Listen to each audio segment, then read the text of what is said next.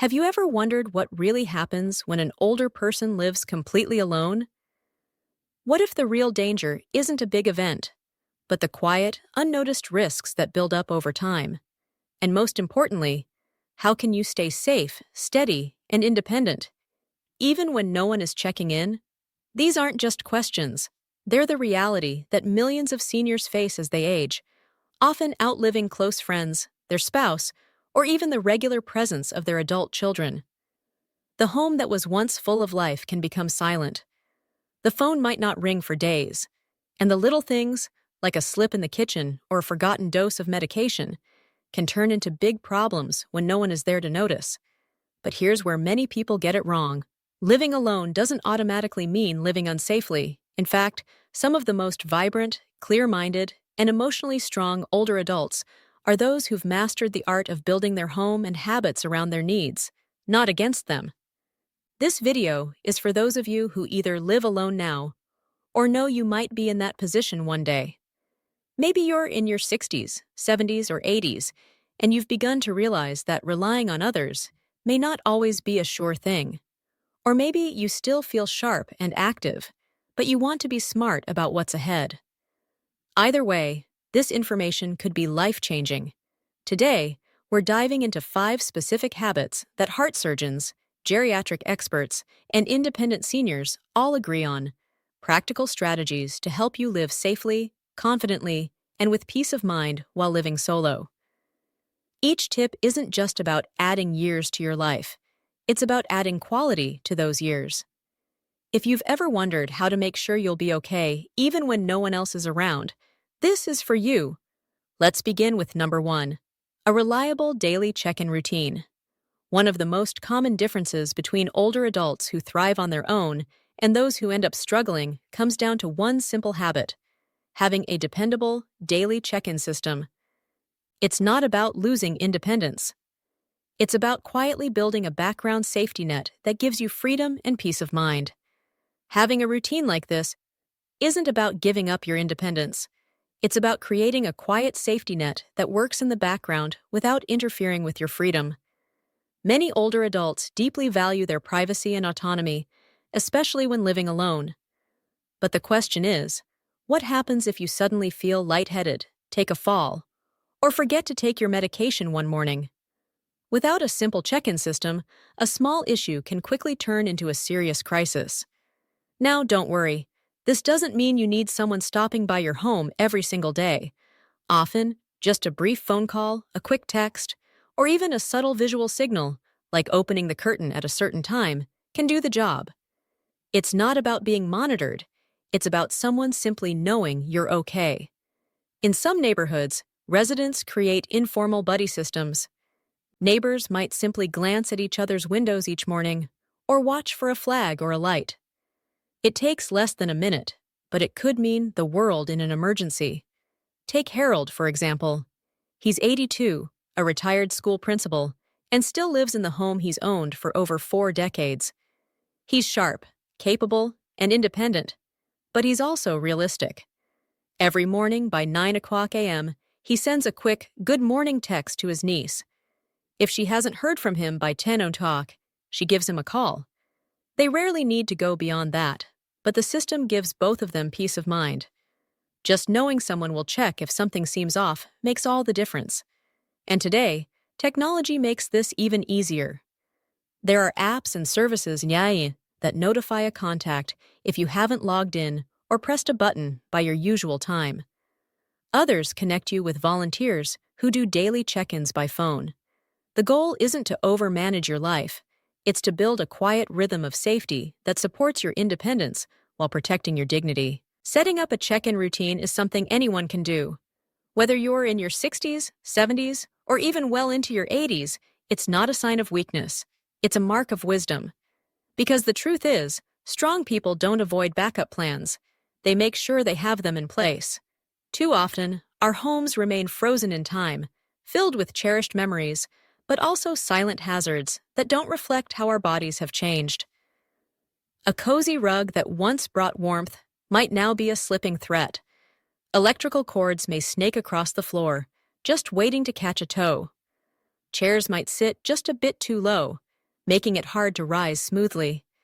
Even a simple light switch that's positioned too high can become a challenge you never noticed, until you suddenly do.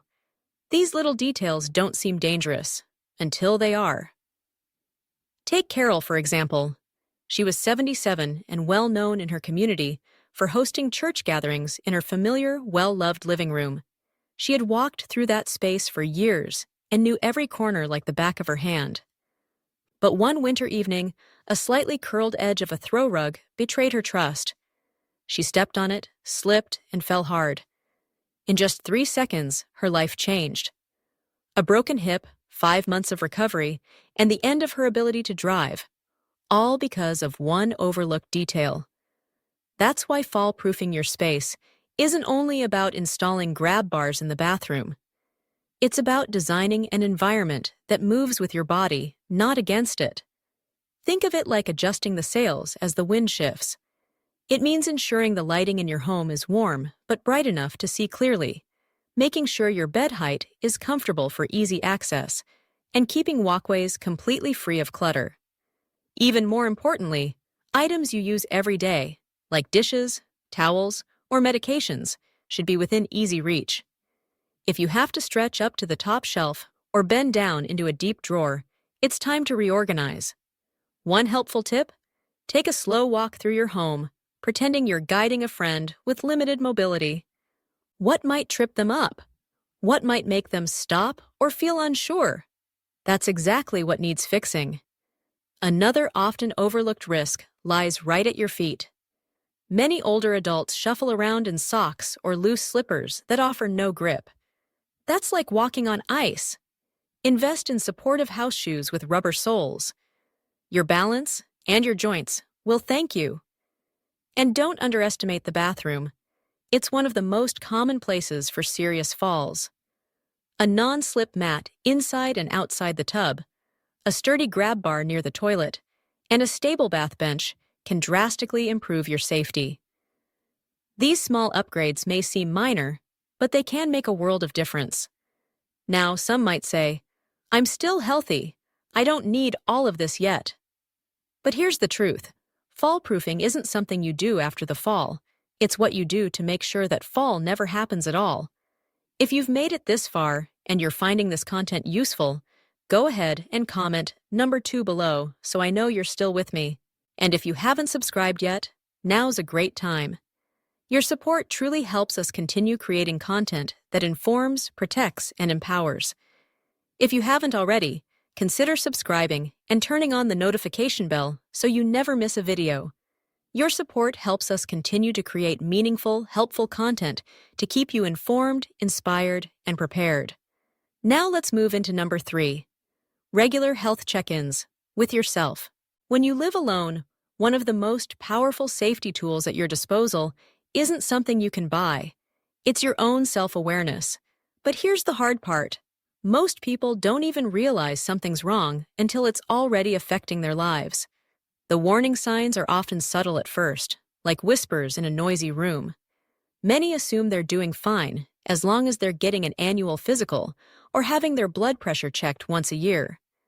But real safety comes from learning to tune into your own body every single day. What feels normal? What feels slightly off? This kind of mindful awareness becomes your internal early warning system, and when you're living solo, it's more important than ever. For instance, if you begin noticing that you're forgetting words more frequently, or you feel a little off balance walking across the room, or maybe you're sleeping a full night but still waking up exhausted, those aren't just minor annoyances. They're your body trying to get your attention. And if you don't listen, that whisper can quickly become a scream. Let me share a story. Bill, age 81, lived alone and was proud of how well he managed on his own. Sharp as ever, until one day, he forgot to turn off the stove. Then he did it again. One morning, his neighbor smelled burnt food and found him confused, unaware of what had happened. A few weeks later, Bill was diagnosed with early-stage dementia. Looking back, there were signs. He had started putting his keys in strange places, like the freezer. But because he lived alone, no one noticed until it was too late. Something as simple as a weekly journal could have changed the outcome. a place to write down how you're feeling physically, mentally, emotionally. It's not just about memory, it's about tracking patterns. And don't overlook your appetite or weight. If you're suddenly skipping meals or you're losing weight without trying, those could be signs of an underlying health issue or even silent depression. And without anyone else around daily to spot the changes, it's up to you to notice them. Try creating a simple Sunday morning ritual. Pour yourself a cup of coffee or tea, sit down, and answer 5 key questions. Did I sleep well this week? Did I eat regularly and feel full? Did I have enough energy to handle my daily activities?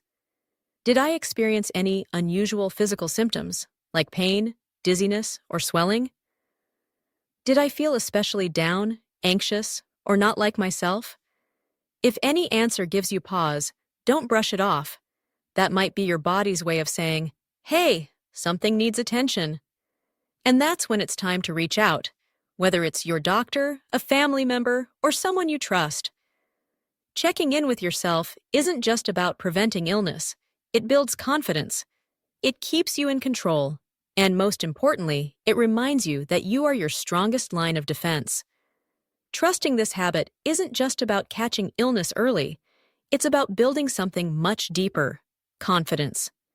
You begin to feel more grounded in your day-to-day life, more in control. You start relying on your instincts again. And that kind of trust in yourself, no nurse, no child, no caregiver can replace it. Living alone doesn't mean being disconnected or unaware. It means learning how to stay in tune with your body, your surroundings, and your rhythm. That awareness is what truly keeps you safe. It's what gives you power. Now let's move to number 4, safe and reachable home design. Many people assume that the biggest dangers for older adults living alone come from dramatic events, fires, break-ins, or sudden medical emergencies. But the truth is, most harm doesn't come from loud, shocking moments. It comes quietly, from small things that go unnoticed day after day. A throw rug that slips out from under your foot, a drawer that's too high to reach without stretching, a loose tile on the kitchen floor. These little annoyances may not seem like much, but over time, they quietly chip away at your safety and your independence. What makes this even more challenging is how our brains adapt. That hallway light that flickers, you stop noticing. That one uneven step near the back door, you subconsciously adjust your stride to compensate. But your body doesn't always adjust as fast as your habits, and that's where danger can creep in. Take Linda, for example. She was 76, lived alone, and took pride in her tidy home. But nothing in her house had been updated in years. One morning, as she shuffled to make coffee, her slipper, worn smooth over time, slipped on the edge of a throw rug that had curled up just enough to trip her. She fell hard. No one found her for hours. That rug, something she'd stepped over daily without thinking, nearly cost her her hip and her independence. So what can you do? Start with one simple step. Simplify. Walk through your home as if you were seeing it for the first time. Are there cords stretched across walkways? Is furniture packed too tightly in narrow spaces? Do any mats or carpets slide easily underfoot? These aren't just small inconveniences. They're risks. And while your home doesn't need to be empty, it should never be difficult to navigate, even when you're tired or not feeling your best. Next, lower and lighten the items you use most often. If you're constantly reaching above your head for a cereal bowl or stepping onto a chair to grab a towel, that's a red flag. Move your most used items down to waist or shoulder level. Think lightweight dishes, easy open containers, and drawers that slide smoothly without jamming or requiring force. Lighting is also key. As we age, our eyes don't adjust to darkness like they used to. Make sure every hallway, every stair, and every corner, no matter how small, is well lit. Installing motion sensor nightlights in the hallway, kitchen, and bathroom can make a world of difference during those late-night trips out of bed. Designing a safe, reachable home isn't about making big, dramatic changes. It's about noticing the quiet obstacles and removing them so your space moves with you, not against you. Our eyes naturally lose some of their ability to adjust quickly in low light as we age. That's why lighting isn't just helpful, it's essential. Install motion sensor nightlights in key areas like the hallway, bathroom, and kitchen. Make sure every staircase, no matter how short, is clearly lit from top to bottom. A well-lit path can be the difference between a safe step and a dangerous fall. Next, let's talk about reachability. Your phone shouldn't live in one room. Have a phone in multiple areas of the house. Think bedroom, kitchen, living room, so you're never too far from help. Emergency buttons, smartwatch devices, or fall alert systems aren't a sign of fragility. They're a mark of wisdom. These tools could be literal lifesavers during an unexpected moment. And finally, the bathroom. It's statistically the most common place where serious falls occur, so make it a priority. Install grab bars near the toilet and inside the shower. Place non-slip mats both inside and outside the tub. Add a stable shower seat if standing feels risky, especially on wet surfaces. These adjustments might not seem glamorous, but they guard your independence. More importantly, they protect your dignity in the most private of spaces. If you're still watching and finding these insights helpful, please comment number 4 below to let me know you're here. And if you haven't subscribed yet, I highly recommend you hit that button and turn on the bell so you never miss a video. Your support is what keeps this channel going and allows us to continue sharing meaningful, useful content that can change lives. Now, let's talk about number 5, building strong emotional and social anchors. Living alone doesn't automatically equal loneliness, but emotional isolation can be subtle. It creeps in slowly, often unnoticed, until it starts to take root.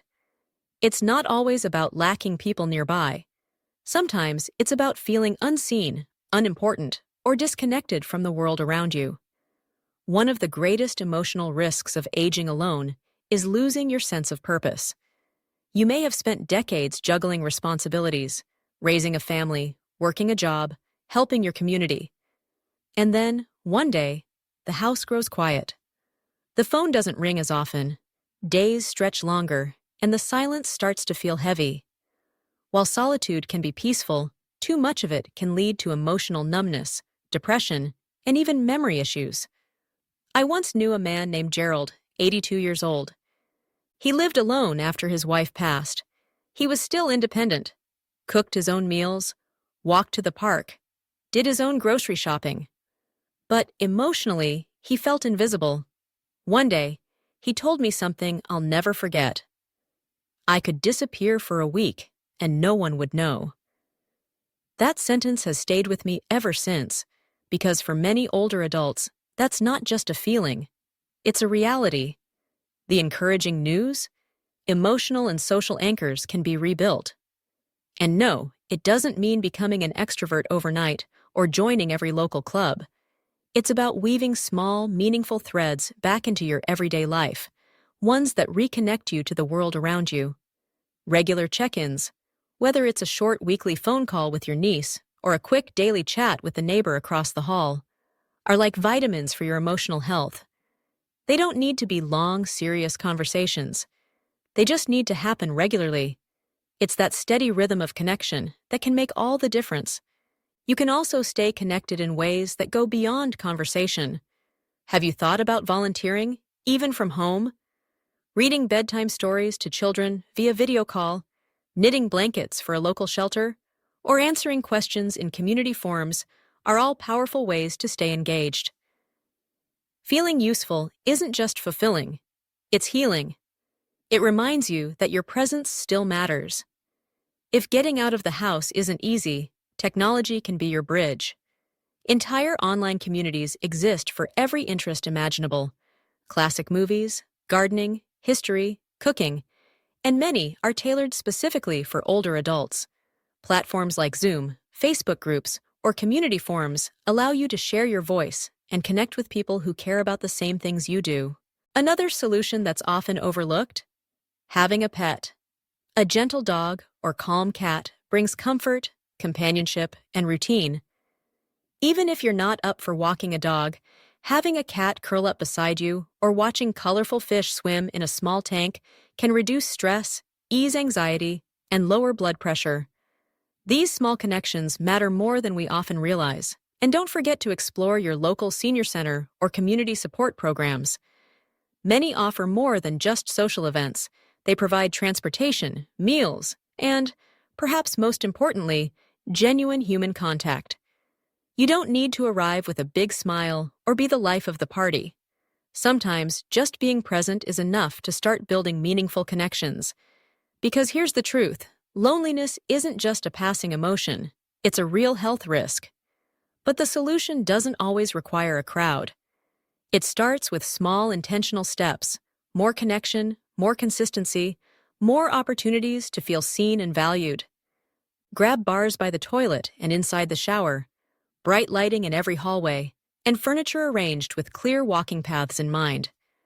These might seem like minor adjustments, but they can be the critical difference between moving safely through your home and spending hours on the floor waiting for help. It's easy to overlook these little things until something happens. But preparing now could prevent a serious fall later. Another essential tool? A medical alert system. Too many people put this off thinking, I don't need that yet. But today's devices are far from clunky or embarrassing. Some look just like regular watches. Many include automatic fall detection, meaning they can call for help even if you can't reach a button. And having one doesn't mean you're weak. It means you're smart enough to prepare for the unexpected. That's not fear, it's foresight. It's also wise to have a printed list of emergency contacts, not just stored in your phone, which might be locked or out of battery. Include names, phone numbers, medications, allergies, and your primary doctor. Place this list somewhere easy to find, like on your fridge. Emergency responders are trained to check there first.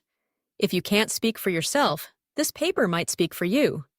Then there's food and water. Every household should have at least a few days' supply of non-perishable food and bottled water.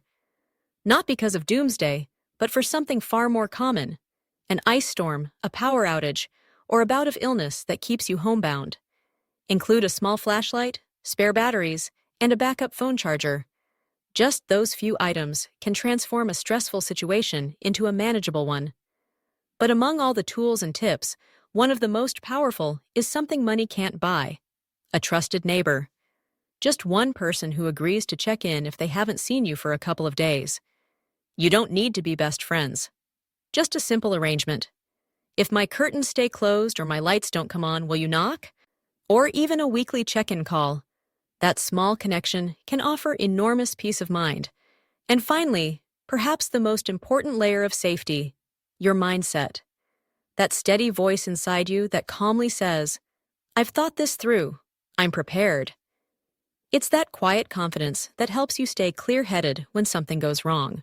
Living alone in your 70s or beyond doesn't have to mean living at risk.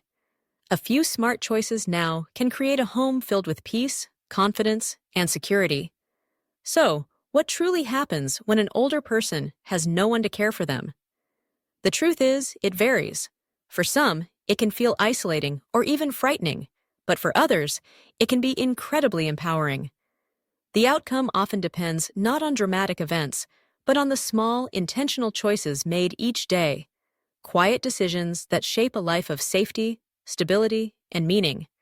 Living alone doesn't have to mean being lonely. It can mean gaining the freedom to take control of your environment, your health, and your daily routine. It's about shaping your space to fit your needs, honoring your rhythms, and respecting your independence. With the right habits in place, like staying connected to others, building physical strength, designing a safer home, preparing nourishing meals, and having a plan for emergencies, you're not just surviving, you're thriving. The goal isn't to avoid every risk, because life will always carry a few. It's about living with intention, using the wisdom you've gained over the years to build a lifestyle that protects your well-being and honors your dignity. You've faced life's storms. You've made it through losses, changes, and moments of uncertainty. That strength, the one that carried you this far, still lives inside you. If anything, it's deeper and stronger than ever. Thank you so much for being with us today. We'd truly love to hear from you. Leave a comment below and let us know one thing you took away from this video and how you plan to apply it in your own life. Your voice matters to us, and reading your thoughts inspires us to keep creating meaningful content. If this video brought you value or comfort, please give it a like, subscribe to the channel, and share it with someone who might need it. Your support means the world to us and helps us continue producing helpful videos to inform and uplift. Wishing you good health, happiness, and peace in every step you take. And don't forget to subscribe to our channel for more.